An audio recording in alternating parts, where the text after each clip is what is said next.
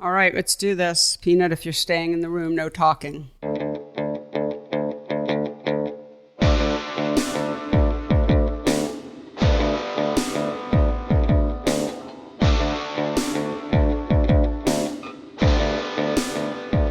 Hello and welcome to the PhotoWork podcast, the talky and touchy-feely version of my book, PhotoWork, 40 Photographers on Process and Practice.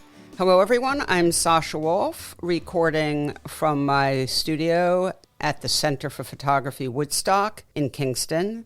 Thank you, CPW. Really continue to love being here. I love coming in and seeing friendly faces. I love my space. I love leaving and seeing more friendly faces. It's just, feels like home. So thank you. And let me just mention that CPW has a wonderful exhibition up right now. It's called Levy, Photographs by Adriana Alt, and that's up through March 17th. So if anyone's in the Catskill area, please head over to CPW and check out Addie's show. Addie is a great photographer and really happy for her that she has this wonderful exhibition up at this wonderful space. So how are you? Oh, wait, I didn't, hey. Wait, hold on. Hey, oh my God, what in God's name is happening? Well, you know what? CPW should come before me. No,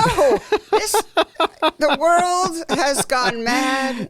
I've gone mad. It's all upside down. This is a fireable offense. I think. Take it to HR.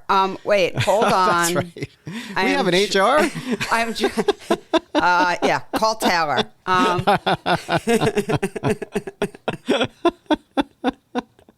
Who you've been WhatsApping with nonstop since early this morning, true. and I just told you to cut it out because it was driving me insane. So our WhatsApp thread can just explode at any time. It does. Everyone, I'm joined as usual by the wonderful, incomparable Mr. Michael Chauvin-Dalton. That's my guy. There he is. Hi, Michael. Hi. Hey, you know what? While we are thanking our supporters, let's thank our main sponsor, Picture House in the Small Darkroom, who have sent me a lovely list of events coming up, and they have quite a few. So take Yay. notes. I'm ready. Or do this at half speed. On Tuesday, February 6th, Clint Woodside of Deadbeat Press will be in conversation. Clint, yes, with Maud Arsenault and her new book, Entangled. And then on February 17th, they'll be joined by Brooklyn-based photographer Sharon Mukherjee. On March 5th, Jay Carrier will be talking about his forthcoming book, Mirage, published by TIS. And Love those guys. Yeah. On April 9th, Ian Lewandowski will be giving a talk in conjunction with his solo show at Clamp Gallery. And then finally, Tim Carpenter, one of our favorites, will be in the studio on April 24th to discuss his new book, Little, published by Ice Plant. So that's a lot. Of course, you can just check that out at phtsdr.com for Picture House, the Small Darkroom.com, or their Instagram with the same handle, phtsdr. So give them a look. Sorry, the first one, Clint, when is that? Yeah, February 6th. Yep, February 6th, Clint Woodside. February 6th. I'm going to be in the city. Maybe I could make it over there. Oh. Yeah, I love Clint. Would love Yep. to say hi to him, and I'd love to hear Maud talk. So, wow, that could be fun. Well, okay. Come to that one. Maybe you'll see both of us. Yeah. Yeah, man. So thank you, Picture House, the Small Darkroom. We love you. Yeah, we do. And yes, thank you so much for your continued support. And Michael, this was a great episode, if I do say so myself. So tell folks a little bit about today's show. This is a tour de force of important conversation about photography and portraiture and representation and sort of where you are in your kind of creative and artistic life. This is impossible for me to summarize any more than that. You really have to listen to this one. I called it sort of 4 chapters of, chapters 1 and 2 about the artist, chapters 3 about the books, and chapter 4 about kind of how you stay in love with photography. And it's so much, and it's so good. Yeah, absolutely. It's really good. So our guests were Carla Williams. Oh, yeah, and our guests are. I love it when I have to clean up Michael Chauvin Dalton, because Michael Chauvin Dalton is always cleaning up my messes. So, yes. Oh yeah. So, Carla Williams and Carolyn Drake were our guests, and they both have books that came out last year in 2023 with TBW. In fact, let me just clarify something. At one point, Carla talks about the two Pauls, and I just want to clarify who the two Pauls are. One is Paul Sequoia, the great photographer artist, and the other is Paul Sheik, who is the founder and head publisher of TBW Books. Both Carolyn and Carla's books are with TBW. And, you know, I do suggest looking online if you don't have these books before you listen to the episodes. Definitely not necessary, but definitely helpful. Anyway, yeah, incredible conversations. This is one of those shows just personally for me where I actually had to wrap it up because we had some technical issues in the beginning, and so we didn't start on time, and I had another appointment, and I was so disappointed because I really, really wanted to keep talking with them. I mean, I think the audience probably intuits this, or just it's clear maybe that I'm really loving talking to my guests. I think so. I feel if you, the listeners, sense my deep engagement, yeah, that's correct. That's how I feel, and I'm just having a conversation with people who I really, really want to talk to, and I'm also learning from. And so, you know, I sense it, honestly, I really sense it when you're sort of just sitting back and listening. Yeah. When they're, you know, we've only had a couple of episodes with two guests, and you can tell that when the conversation is really getting intense, you kind of just, you sit back and listen, and the two guests talk to each other, and I love that. I love that part me of the too. show. I mean, I said to them before we started recording that I'd be happy if I wasn't talking. You know, for me as a person who loves this medium and is really fascinated by the creative process, I'm really happy just to listen, you know. So anyway, it's a very full and moving, both moving and also informative. It's just filled with information. I think this. So, you know, Carla Williams' book is Tender. Carolyn Drake's book is Men Untitled. They're both books about portraiture. And so in case maybe you were wondering why we had the two of them on together, that's a little bit of a connection. Yep. Yeah. All right. Well, now that we've sort of in many circuitous and roundabout ways. Yes, we kind of came like through the back door a little bit. We did. Well, now you know, listeners, that we do not have notes in front of us. If you were, that's right. If you were wondering. Michael and I are just so filled with confidence that we just... Let's just wing it, baby. Let's just wing it. That's right. All right. Well, Michael, now that we've once again recorded a long intro, and that's the one thing we said before we started. Let's make sure the intro is really short. Lack of discipline. Yes. Where's HR? Call tower. All right. Michael, if you don't mind, please take it away. My pleasure. And here is your conversation with Carla Williams and Carolyn Drake.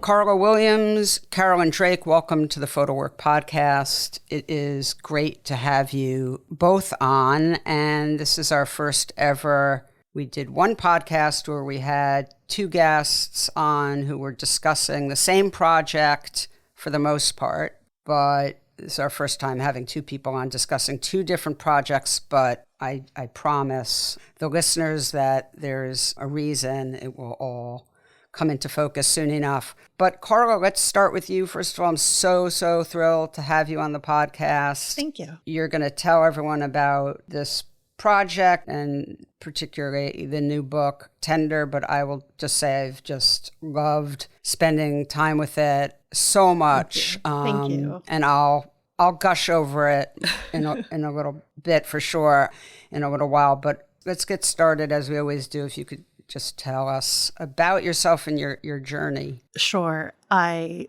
started photography in college and quickly fell in love with it and ended up majoring in photography. That was 37 years ago, I think. And it was a very traditional kind of photo history, applied photography department that I came out of. So I went straight to grad school to a very similar program in Albuquerque, New Mexico. And out of grad school, I sort of pursued photography. I didn't really in any serious way. I didn't really have a sense of how I would do that. So I just didn't. But I worked in the arts in peripheral roles. I think I've had every job in the arts over the course of my 35 professional years, and really stopped photographing entirely around 2009. Ironically, it was when I was about to start my first teaching job, and I taught for 5 years and then moved to New Orleans, Louisiana, where I stopped really being affiliated with photography altogether.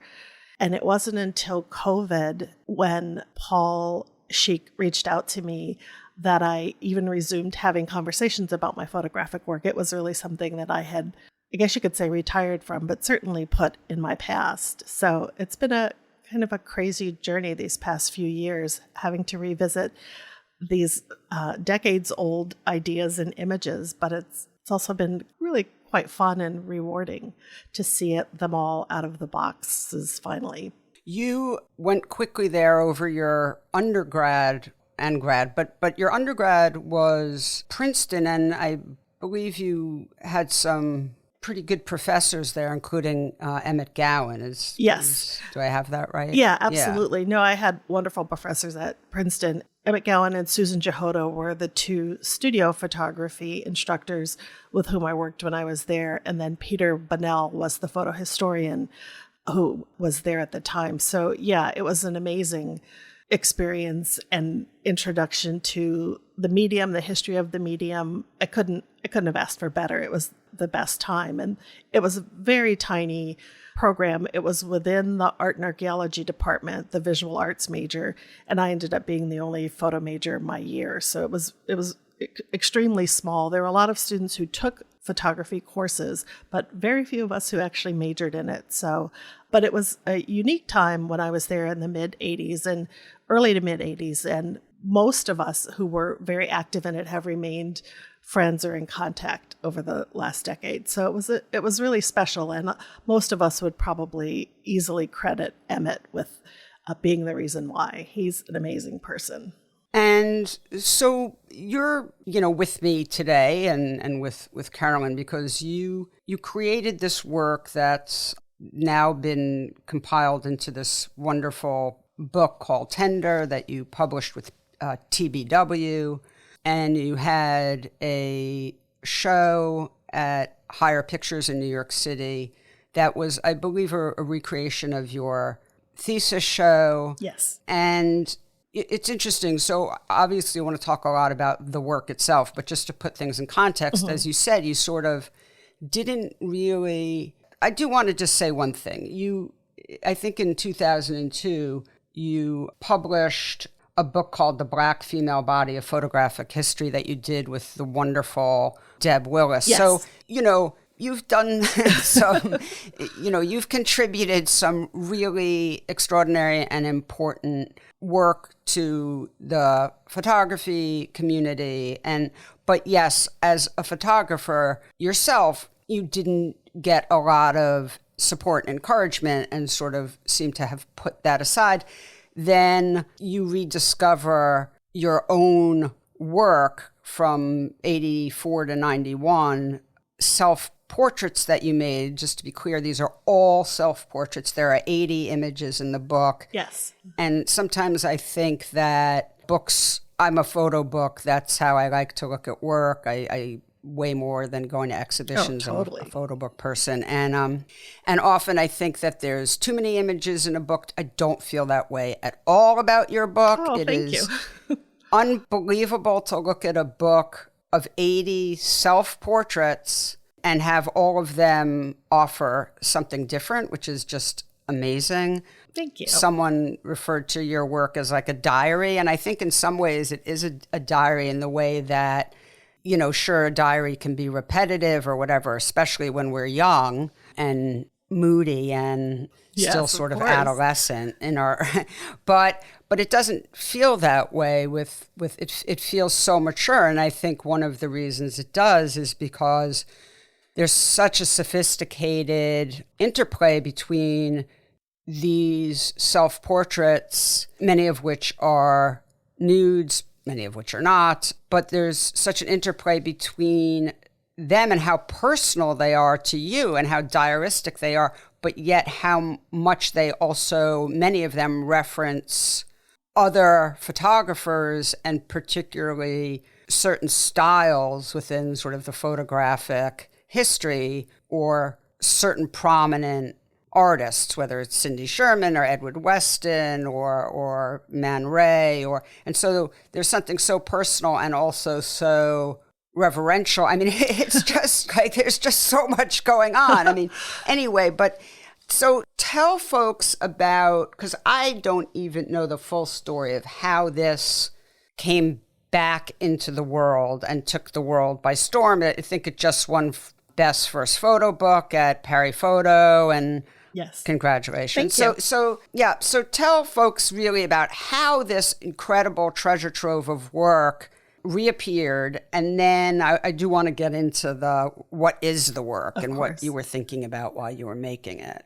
Sure. Well, yeah, how it all became really unearthed and got out into the world was really the most random way and serendipity, really. I had a small shop here in New Orleans called Material Life, and one of the things I sold was vintage photographs. And it was the primary focus of the shop was artist editions, vintage items, anything that Black artists make that were on the affordable end of the spectrum. So, for example, Mickalene Thomas is a really good example because she's made a lot of objects like a little compact mirror or a puzzle or things that could, you know, operate in a very different marketplace from obviously her fine art originals. And so, and I had a customer who bought a lot of vintage photographs from me. And it took me the longest time really to make the connection.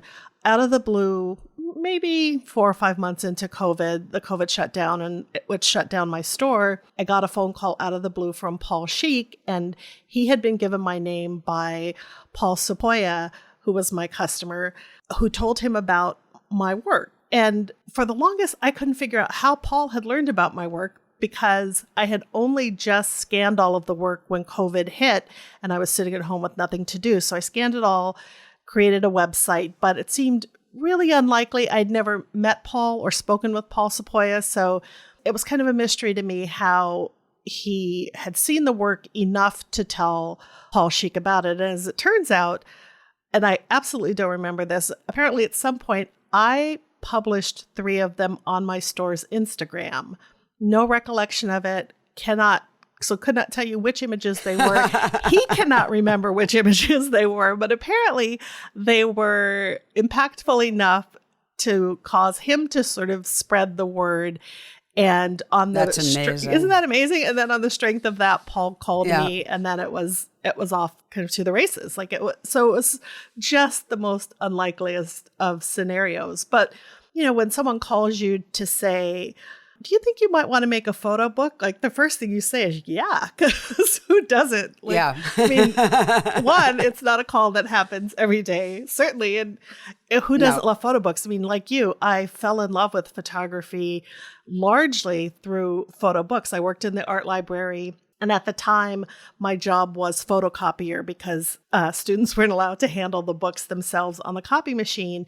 But the copier was right next to where the photo books were housed. And so I spent countless hours just pulling every book off the shelf and going through it. So for the longest time, that was my primary experience of the history. I didn't, museums and that kind of thing, they were an occasional visit, but books were the thing. Plus you can put them on your lap. They're so superior in so many ways for that experience. Yep, I agree. Yeah. So yeah, when Paul said that, there was no way I was going to hesitate, even though it seemed the most unlikeliest thing in the world in 2020. I just never anticipated ever getting a call like that. The two Pauls. Yeah. Yeah. My patron St. It's Paul's. really Yeah. amazing. It's totally amazing. So I want to just read to you something that Zach Ritter wrote in American Suburb X about your work. Even when Williams performs for the camera with an exaggerated smile or affected pose, there still remains a degree of sincerity, even of interiority, that reminds us we are looking at one person rather than a cipher for many.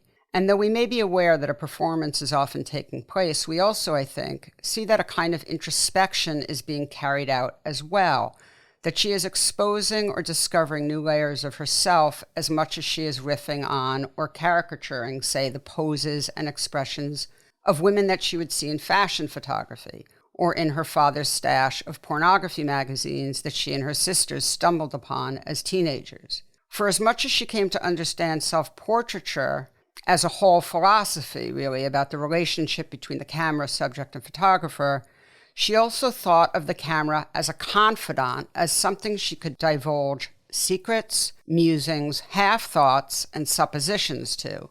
More than just technical apparatus, then, the 4x5-inch and Polaroid cameras that Williams used most functioned almost like a diary, something into which she could deposit herself freely and with little hesitation. Well, I really love that description. I think it's fabulous. it's fabulous. And the part I really love is the beginning part. And he was talking about ways in which Cindy Sherman had, her work, and that influence makes its way into some of your pictures. So absolutely. But so that's sort of the beginning that I didn't read, but that's when he says, even when Williams performs for the camera with an exaggerated smile or affected pose, there still remains a degree of sincerity, even of interiority, that reminds us we are looking at one person rather than a cipher for many. That's the part I really love the most, because I read that and I was like, yes. I know, right? He totally seemed to get it. Experience. Yeah. Yeah. He totally gets it. And it's really uncanny. And so just to explain more to the listeners, because they're not looking at the work, like, you have all these images in this body of work that are homage, reference, whatever it is, jumping off point to other photographers. Again, as I said, whether it's Weston or Man Ray or Cindy Sherman or whoever, but there is a way in which you get that, and then it just doesn't feel at all like it's just a exercise. It's like, even when the pictures feel really particularly posed, which is a weird thing to say because they're self-portraits, they're all posed. Right. But even the ones that feel, as he says, sort of like exaggerated smile or exaggerated pose, there's still something so personal there. So I guess the question is, was that intentional? Did you know that at the time that the pictures were going to feel so deeply authentic? Or is it that because you were creating a diary and, learning about yourself, the authenticity is just there? It can't be sort of denied. Does that make sense? It does make sense. And I would probably say, to answer that question, it might have been more of the latter, that the authenticity couldn't be denied. So much of what got me into self-portraiture was a desire to learn the medium and to learn how to use the different apparatuses in the medium. And I think a lot of self-portrait photographers start there. Like they want to learn how to use a particular camera. For me, it was the 4x5. Mm-hmm. And, you're fumbling around with it. And so you think, I'm not going to ask anybody else. I'll just do it myself until I figure it out, right? Until I perfect my technique, and then I'll circle around. But I immediately loved the relationship between the camera and me. Like I was perfectly content to never look outside of myself again once I started, because I knew that I could, in what Zach wrote touches on this too. It's kind of truly uncanny what he perceived. I really wanted to reduce that intermediary in the photographic process. And so I was really conscious of the kind of the scope of my references when I was photographing. So I was absolutely like on any given day, I was thinking Sherman or Weston or Brugiere or whomever it was, probably who I had learned about the previous week in photo history.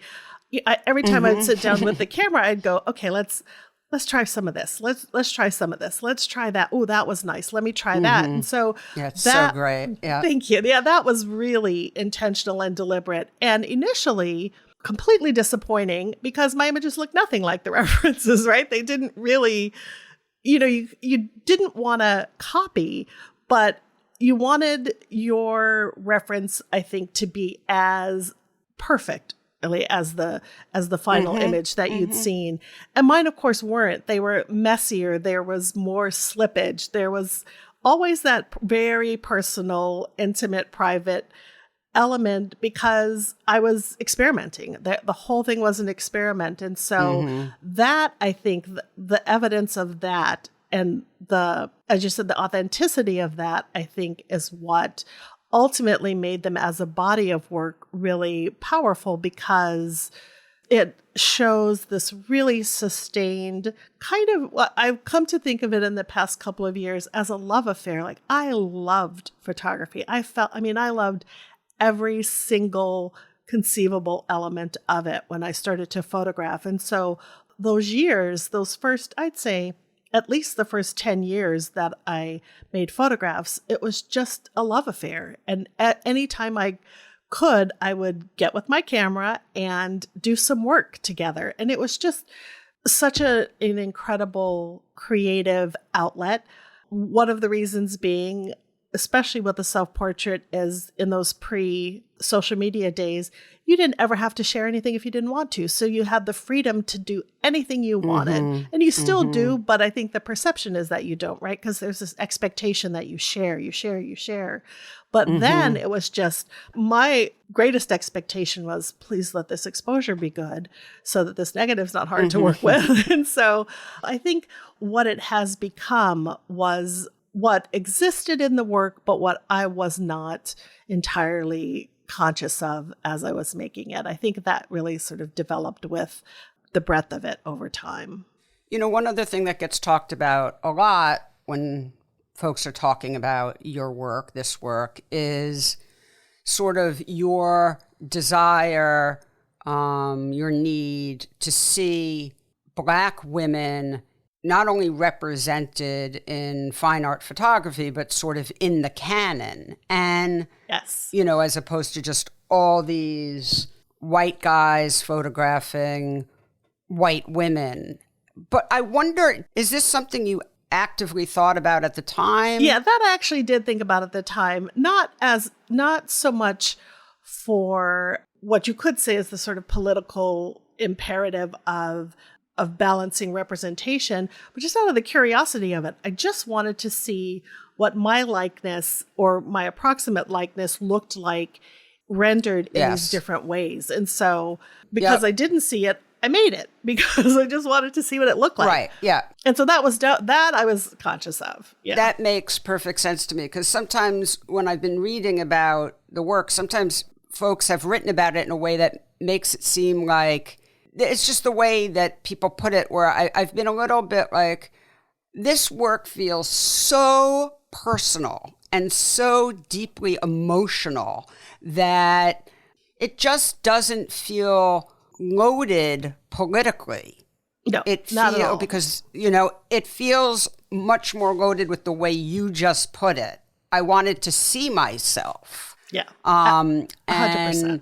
And that's really fascinating and really beautiful and moving to me. Thank you. So, and I think that comes out of falling in love with something and really wanting to be loved back, right? And even though it was my God, yeah, not a human, but this this medium that was just so remarkable, and I couldn't get enough of it. So of course I wanted to see myself as integral to that, and I wanted to see it respond to me. So yeah, that makes perfect sense, and that really clicks for me. And even that's really beautiful the way you just put it. When you fall in love with someone, you want it to love you back. I mean, I feel that way about many things. And, right? one of the things, of course, about being an adult is also being reconciled. I'm thinking of myself as a guitar player when it doesn't necessarily love you back as much as you love it. But we go on anyway. Exactly. We're going to make it love us, right? Because our love is so strong. How could it ignore us, right? Yeah. I have a question or just a comment. Yeah, I mean, it's interesting. It sounds like it's like the camera. Well, it's not the camera, but it's photography that you're kind of in love with. And then, but then the subject is you. Normally, when we look at photographs, it's like there's the photographer and there's the subject of the picture. And we kind of ignore photography. And it seems there's a difference going on here where it's not like you're not saying I'm the subject. You're saying I'm falling in love with photography in the process. And so you're kind of blurring the lines between all of those things, I guess. Oh, and completely. I was also just going to say, since I've been trying to photograph myself lately, and so I'm really admire it's astounding how you managed to do it and to control the framing and the lights so perfectly. But I got a lot of blank film. Are you kidding me? There was a lot of misses. Yeah, because you work with I don't know, do you ever work with a mirror, or are you working with a mirror when you try your self-portraits? You try and line it up, but inevitably there's a lot of loss in that process. At least my experience. Well, yeah. I mean, the other thing that's really impressive to me is how open you are with yourself. I mean, it feels like, I guess this is kind of related to that first comment, but like you love yourself, not narcissism, but there's something really beautiful about being so open with yourself. And I think a lot of people who make pictures of themselves aren't that way. It's not like the norm. So there's something really powerful. Thank you for noticing that. I mean, I do love myself. And it's interesting that you brought up narcissism, because I was actually had this conversation with Janice Guy, who also made self-portraits when she was a student in the 70s. And both of us had the same experience. As soon as people would look at them then, they would just kind of look back at you and say, "Oh, you must be really vain." And that was really the only response. And it always astonished us, because there's nothing vain about either of our images. But I think the people's perception of self-portraiture was really limited to that, probably especially for women for the longest time, that this was just, you might toss off a couple in a bigger sort of body of work, but if you focused on it, there was really something wrong with you, like that you really were just too obsessed with yourself. And that's routinely what you heard. And so for me, and I'm sure for most people who made self-portraits, it's hardly that at all. But I think it helps to not have overly formulated your self-perception through other people's eyes, because then you become self-conscious. Like I am the only person I know among all my friends, family, who I can't take a bad picture as far as I'm concerned. I don't care how ridiculous I look, how, I covet every single image that has ever been made of me or that I've ever made. And I really wish everyone else would do the same, because it informs you on some level about yourself that you can't really anticipate, but we've so set ourselves up to have an expectation of what we look like and really what we look like to others, that I think that makes many people's relationship to self-portraiture a little bit more embattled. But for me, I think in many ways I just got lucky. I just didn't start from that point. I was 18 when I started making all the images that were in the book and obviously beyond. And so it was just all brand new. The only thing I'd ever used before that was an Instamatic. So it was just a clean slate. And I feel really fortunate to have started from that point and to not have had preconceived ideas about how I'd be seen so that I could just have fun. So, Carolyn, let's talk about, because then I do want to just sort of get to a place where we just were, which is just sort of talking about the process altogether. But, for the listeners, the reason I wanted to have you both on is because, I'm looking at, so you both published your books, the books we're talking about today in 2023, and I think the past 6 months, but maybe anyway. We were actually on press at the same time. We're right at one after the other. Okay. All right. And Carolyn, your book, Untitled Men, is, I think there's 54 images in the book, and it's a study more or less of, I'll let you talk more about what it is, but of men. They're mostly portraits, some nudes, and some nude portraits, and some, sort of still life, sculptural pieces that still read like portraits, just portraits of objects, and all tied to sort of masculinity or the idea of masculinity.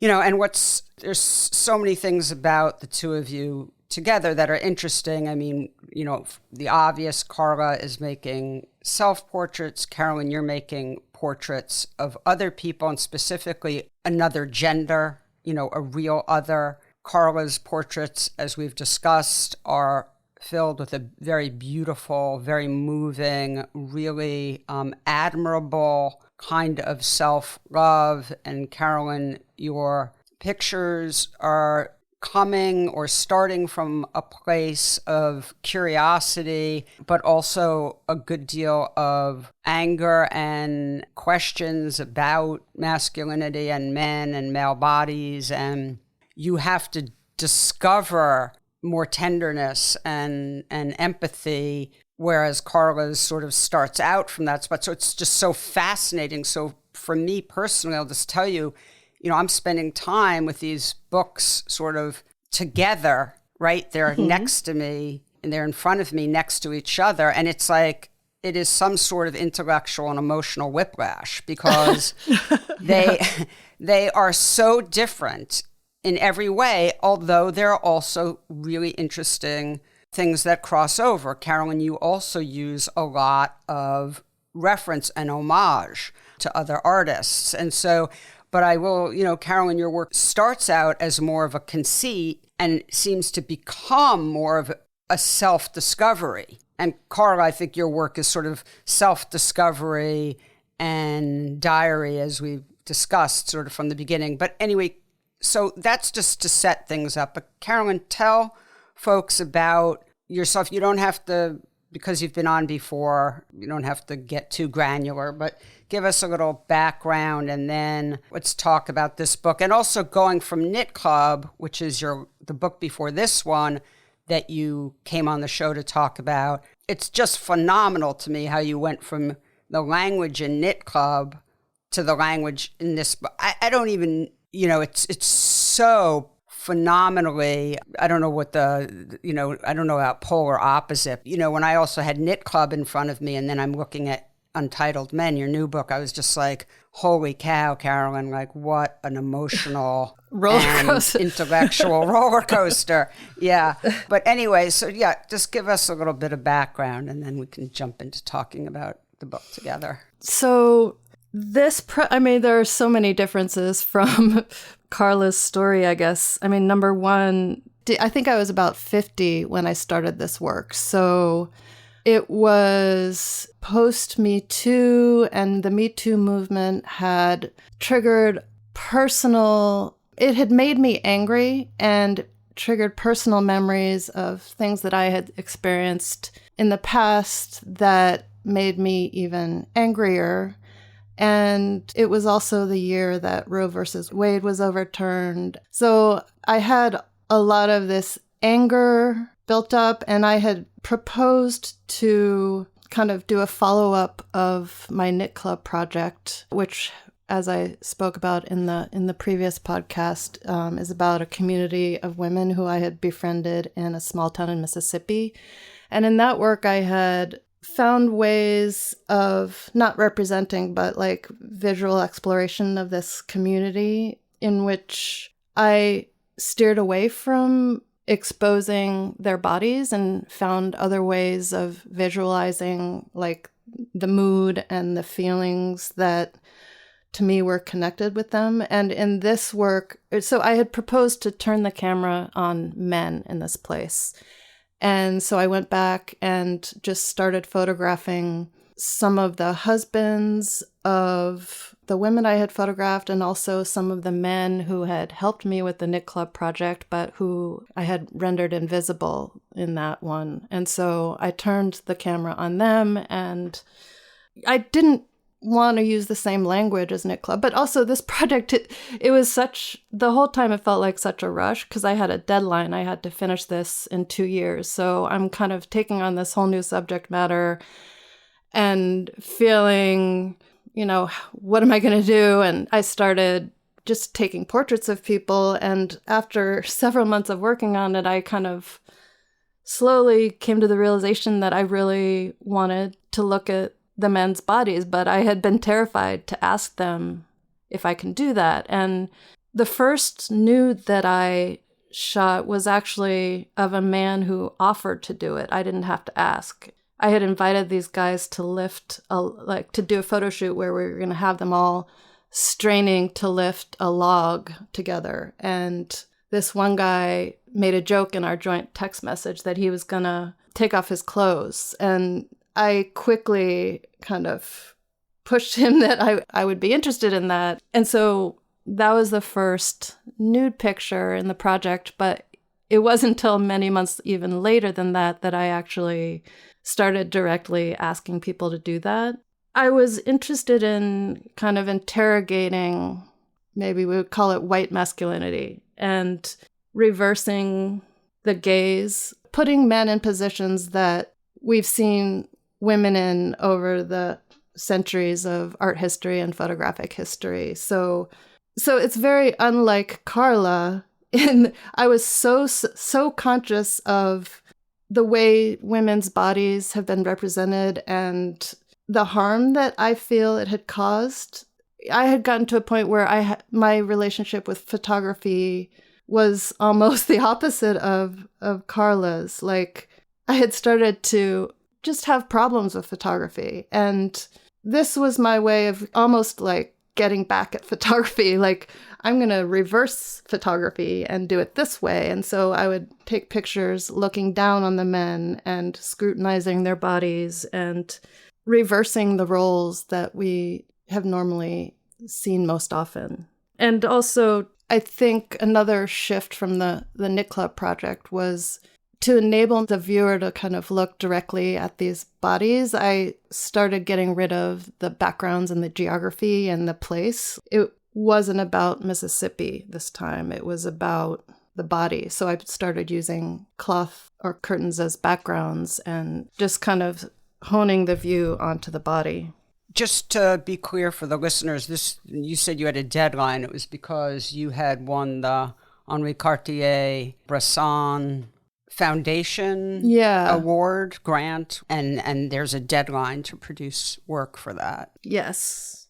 I think the way the work came together, if it works, I think it's because I was kind of channeling a lot. I was attempting to channel the anger that I had built up onto these men. And over time, as I worked with them, and several of them I photographed over and over again, and became more comfortable with them and became friends with them and collaborated with them, there was a certain amount of empathy that kind of seeped its way into the images. And so the tension between that bit of empathy, but still the anger, kind of comes together in the images, I hope.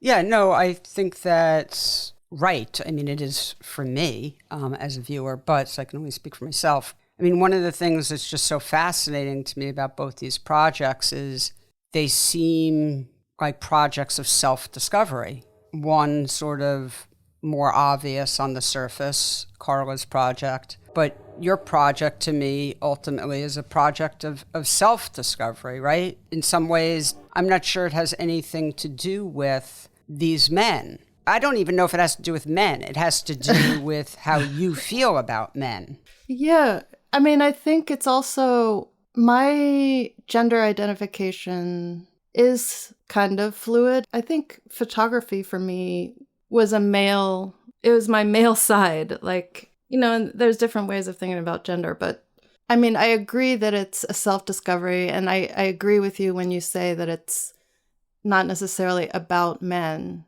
I mean, maybe in some ways these men are me. May I ask a question? Go ahead, yeah. Was it this body of work that led you to start experimenting with self-portraiture? Or was that an independent, to have a direct relationship with this? I had started photographing myself near the end of COVID. Mm-hmm. And that's when I was also writing the proposal for this project about masculinity. So yeah, I was photographing myself at the same time I was writing about photographing men.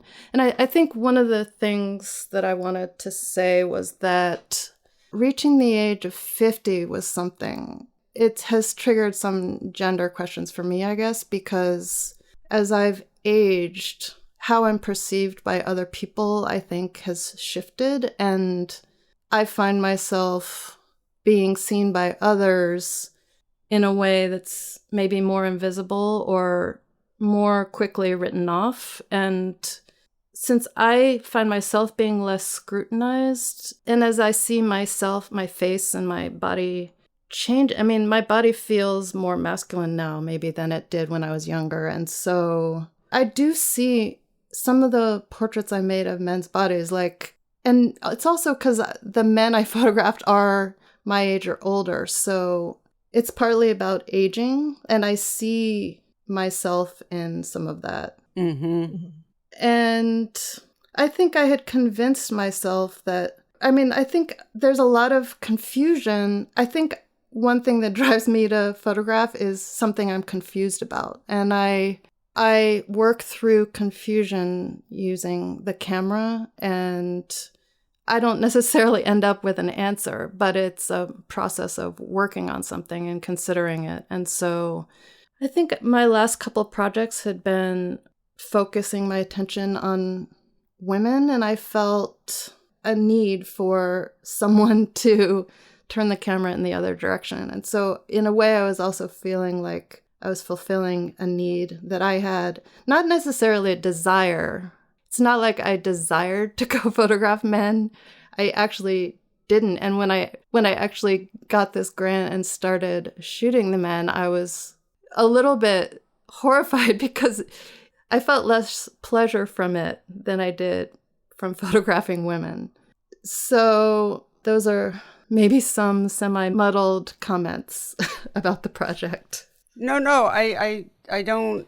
I think, it sounds to me like this process of what it's almost could be a trilogy, right? Like Knit Club, Untitled Men, and now this project of self-portraits. It sounds like a process of self-discovery, and that's not come to completion yet. Well, I don't know whether I do know that self-discovery never comes to completion, but it sounds like you're just in the process of this sort of wherever you're going to wind up. It sounds like, you're still on the journey, and it's really fascinating to talk to you while you're on this journey. And, as someone who's really, values your work tremendously and what you're contributing to the photographic community and to all of us who love photography, although you may be in battle with it at the moment. But I think these are gifts that you're putting out. We're getting to see your journey, even if it's a struggle. So let me ask you something a little bit more concrete that you were talking to Britland Tracy in Photo Eye. You said the images are constructed, posed. I did not want to insinuate any of this as natural, so the feeling of staging and performance was important to me. Can you just talk a little bit about, I'm always interested, and I often talk to younger artists about the importance of parameters, of putting parameters into place so that you're not just dealing with a blank page. And obviously one of the parameters is that you were shooting men. That's a parameter, or a guideline, or whatever, however you want to put it. But can you just talk about that idea? Because I think it's really important to the project. Yeah, I think I didn't want to photograph masculinity as it is. I wanted to restage things so that I was almost erasing masculinity through my pictures. So rather than photographing the way people perform it in their daily lives, I wanted to confront these people and strip away a lot of the kind of performance of masculinity, actually. And that's part of why I wanted to strip away the clothes. Like, just look at these bodies that were mostly in decline as they were aging, and strip away the power that I think I and a lot of our culture invests in certain kinds of bodies and male bodies. And so I was just wondering, what is it about these bodies that has encouraged our society to endow them with so much power? And thinking that by just looking straight at the body and all of its parts, and maybe some fragile parts, what does that do to our perception of male power?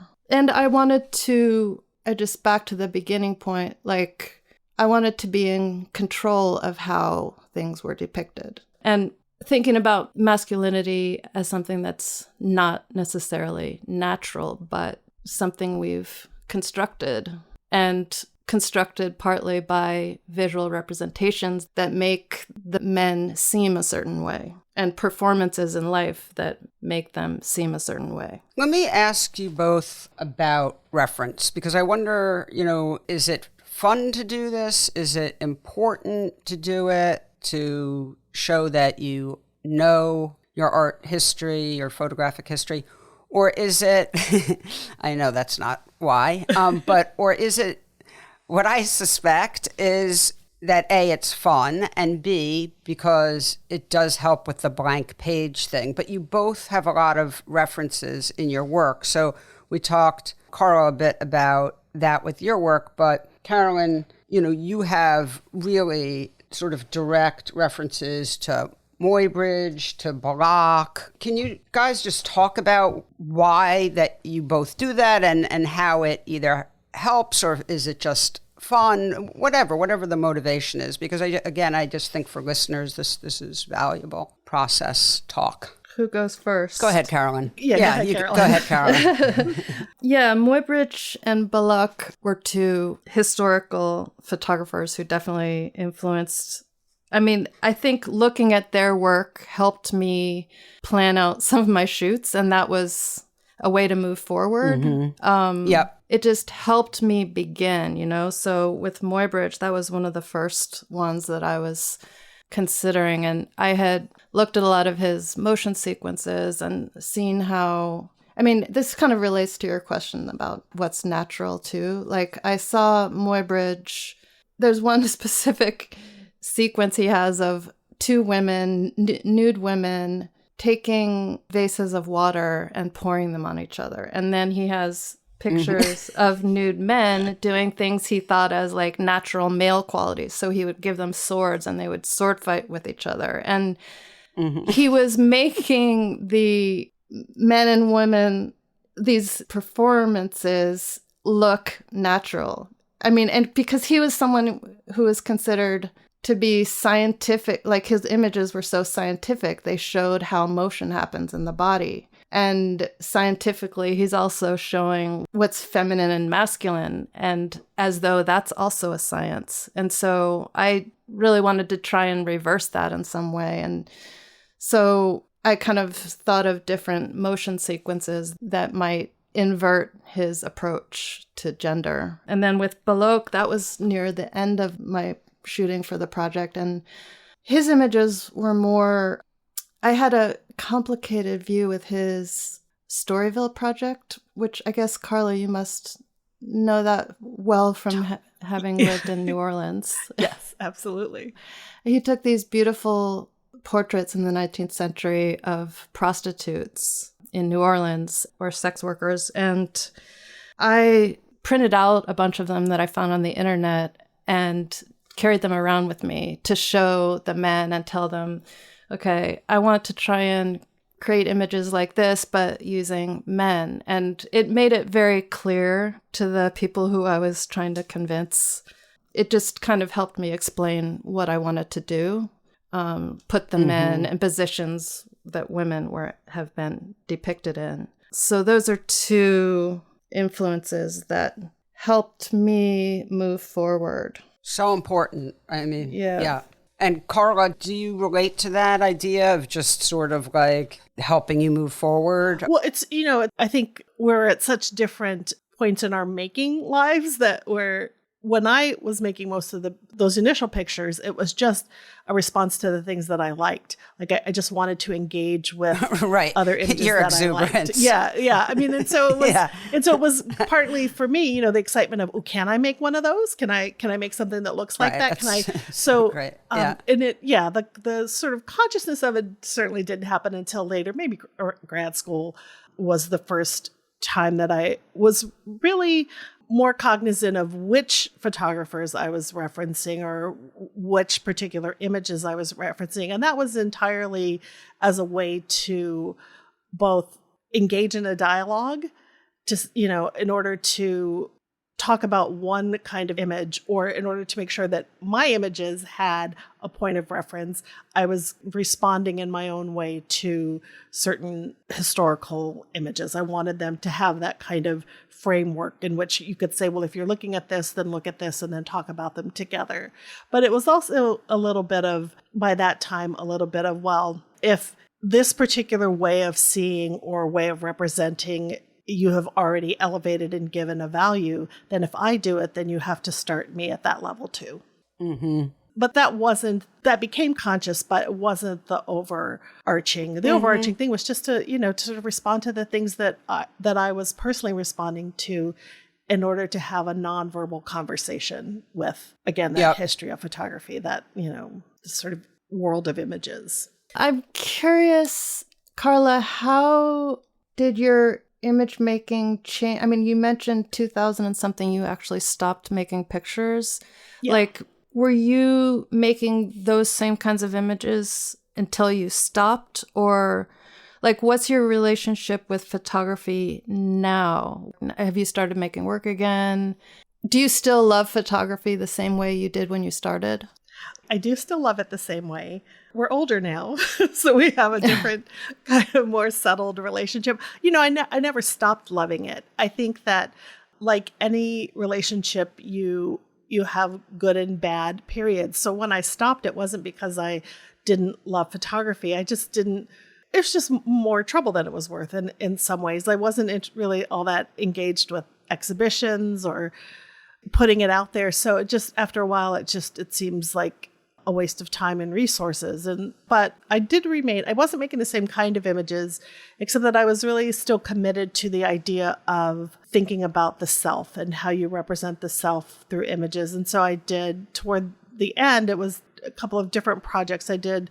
And I'll say about the self and representation. And some of my last projects, there was a collaborative project I did with the artist Deirdre Visser when I was living in California, called Naming Race in the Landscape, where we went and photographed place names across the U.S. that were specific to race, because I was really interested in the way in which we attached meaning to things that can't hold the meaning that we attach to them. It's like places that are named that have these sort of like Squaw Valley. Like the thing itself can't really hold the meaning that those words do. And so I was really interested in how the landscape itself could be configured to sort of challenge that relationship between meaning and appearance or what something looked like. And then I also did a project where it was entitled Other People's Clothes, in which I was really interested in the way in which our self-presentation through dressing identifies us. And so I asked all the people I know if I could borrow their clothes. And then I tried to sort of respond to what I knew about them through the construction of their outfits, essentially, through the wearing of their garments. I tried to sort of transform myself through their clothes. So they were related, but not visually the same at that point. But yeah, definitely, I've never stopped loving photography. And I think what ultimately happened is I just started collecting it after I stopped making it. And having a store gives you free license to buy all the things you claim are for the store. But I think I've certainly ended up with more photographs in my collection now than I ever sold. But that also helped me it helped me really kind of hone my interests in collecting. And so I ended up focusing on just sort of three subject areas. I collect Black pinups, Black burlesque dancers, and Black circus and sideshow performers of the 19th and 20th centuries. So I feel a book coming. I know, right? Believe me, I've already talked to Paul about it. But that's a no-brainer, right? I mean, oh my gosh, there's so much good stuff. And the thing about it is, sure there is.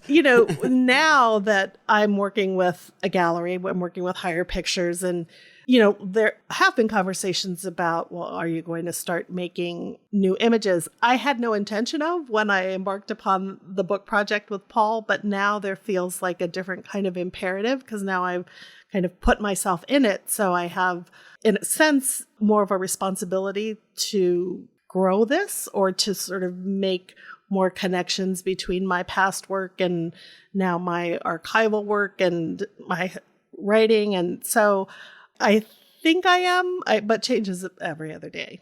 Most days it's like, yeah, I'm gonna make new things. And I think, you don't even have a camera anymore. What are you thinking? Like, what are you doing? So, but it's clearly, as anyone could attest, it's clearly all so connected ultimately that if you had to, you could say, oh, well, it's all been one whole creative project this whole time. But it's certainly taken very different configurations depending on what I was doing. But yeah, so I'm struggling with it mostly because I really never thought about photographing again before this past year. Well, I can relate to I'll just chime in and say, I started making pictures in high school, spent a lot of my time in the darkroom in high school, and then was making a lot of photographs at college. I went to purchase, but then got really involved in film and then started making films. And I was a filmmaker and worked in that industry for a long time. And then when I got burnt out in that space, I fell into just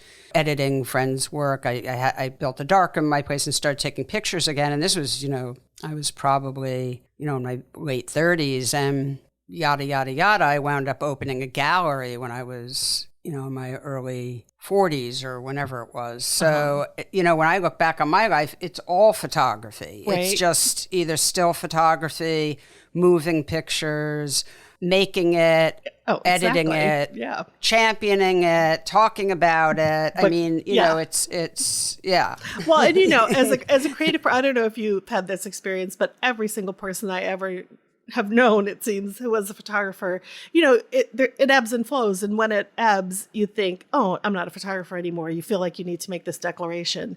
And, we all did it. And then now when I hear young people do it, I just think, yep, you're going through the process. But guess what? You're a photographer. Yes. So, but we really have, I don't know anybody who just starts from the beginning and thinks, oh, no, it's just going to unfold the way it unfolds. And I'm going to be content at whatever point I find myself. But yes, I have a romantic idea about photography, I think, but I absolutely think it's one of those things that either you are all in and you're never going to be rid of it, or you didn't have any particular relationship to it in the first place. But you don't let it go. That's why even it seems to me, not to be presumptuous, but Carolyn is grappling with it because she cares about it. Because it matters still. So, yeah. I mean, it's you like love it. No, I'm kidding. It is like a long-term relationship. And last weekend, I actually had I took a workshop in wet plate collodion making tin types for just 2 days. Wow. And how fun. And while I was there, I heard myself say, there's just 2 other students, and I heard myself say, yeah, we're all here because we love photography. See? And I just, I do love photography. You wouldn't waste your time if you didn't. That's just it. It's like you would just think, that was disgusting. Like I don't want anything to do with it. And there are disgusting parts of it. Like I think it sounds like you and I are roughly the same age. I think I might be a little older, but I know so much of what you're talking about in your work and the way in which you respond to this history of representation of women, of the particular relationship that photography has to this kind of concept of the hunt and capturing its subjects and all this sort of ugliness that has been really built into the way that we think about and talk about the medium.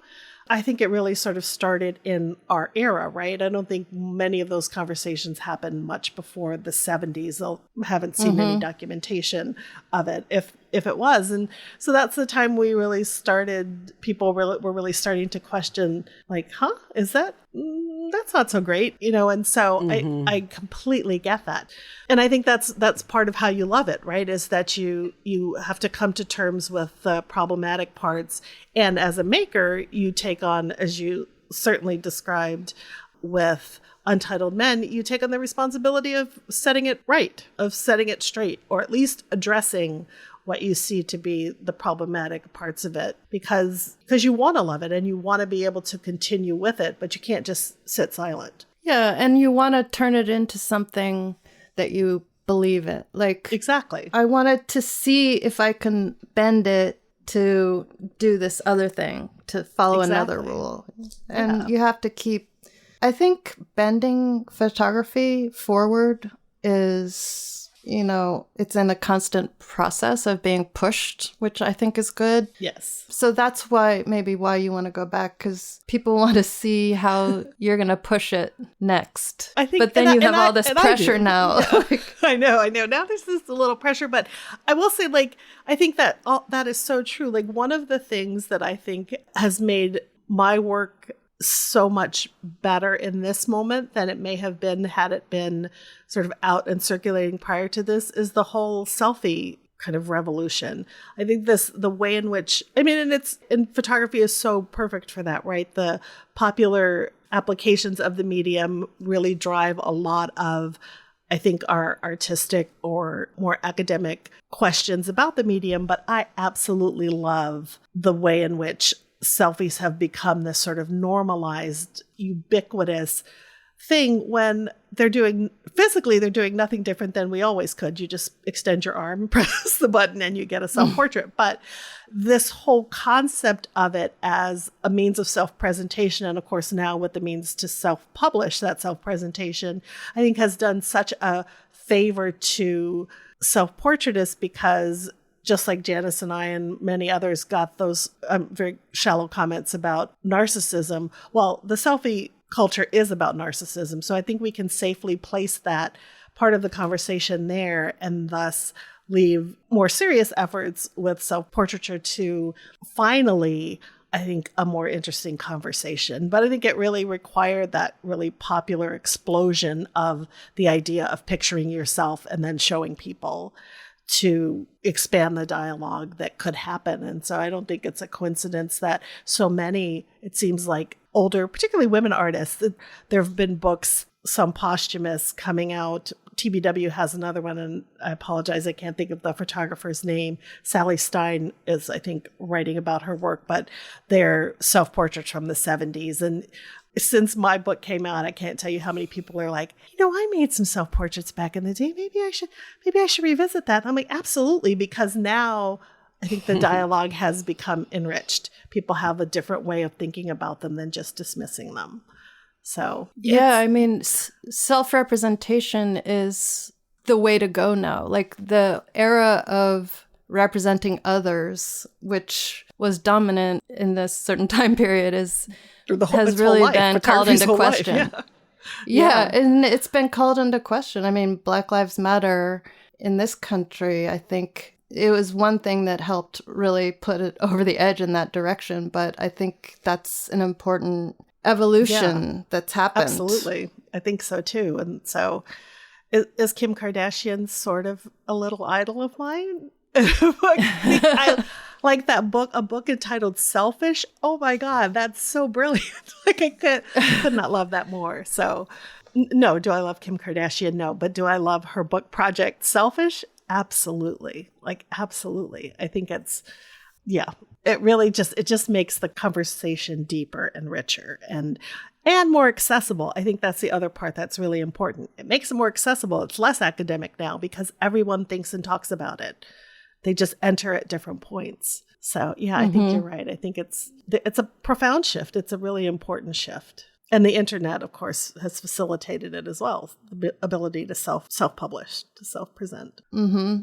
I mean, as a counterpoint, one of the things that I treasure about photography is when I'm working with other people, I've really enjoyed relating to people and the relationships that I have with people that I wouldn't have otherwise when I'm photographing them. And so for me, I continue to be conflicted in that way because I really believe there can be like more authenticity in self-representation and maybe it's more egalitarian, like more empowering for the subject. But I also feel there's something about connecting with other people and the crossover that happens when you're working with another person. And you said it yourself when you were speaking earlier, you referred to it as sometimes a collaboration. Like I think that has not traditionally or historically been the way in which that relationship has been conceived. We've always liked this model of the master photographer and then the subject who the photographer kind of interprets.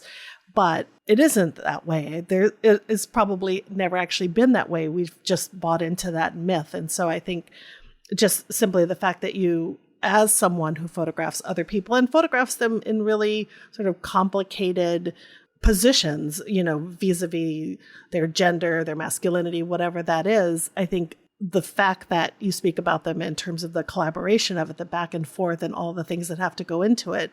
I mean, photographing other people is never going to go away. We're all so curious about one another.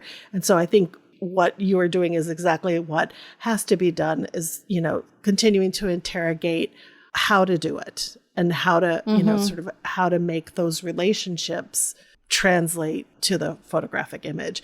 I am way too much of an introvert to photograph anybody else. I mean, I forced my family back in the day, but I'm always in awe of someone who can elicit anything from another subject because I can't do it in any way, shape, or form. Not at all. It's hard. That's, I think that's a very hard way to approach photography. I would not have if I had been told no self-portraits, that would have been it. I would have said, okay, never mind.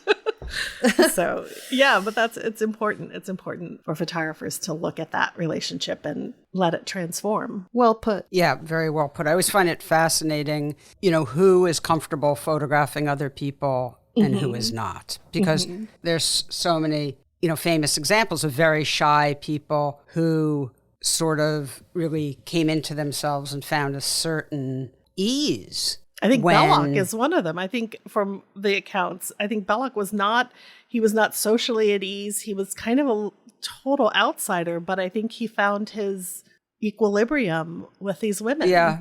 For some people also, of course, as we know, the camera gives them a certain comfort, yes. And obviously we could go down this rabbit hole of comfort, power, where do these things cross over, but we'll have to save that for another time. I got to wrap up, but thank you both so much for doing this, being so generous with your time and your thoughts and your hearts, and really meaningful to me, and I'm really appreciative to both of you. So thank you so much. Oh, thank you. This has been so fun. And my dogs didn't even act up. Thanks to both of you. Anyway, California and Louisiana, and New York. upstate New York. where, yeah. Well, all places All I right. lived, by the way. Oh, yeah. Yes, indeed. All fine places. All very fine places. All right. Thank you Thanks again. to both of you. It's been a pleasure. You guys take care. Okay. You Yep, too. you too. Right. Bye. Bye.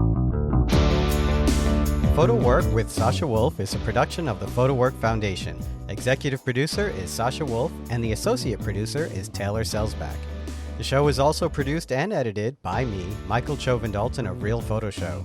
Music is by J. Walter Hawks. If you like the show and wish to find out more about the Foundation, please visit photowork.foundation and be sure to subscribe and review with all the stars on your listening platform.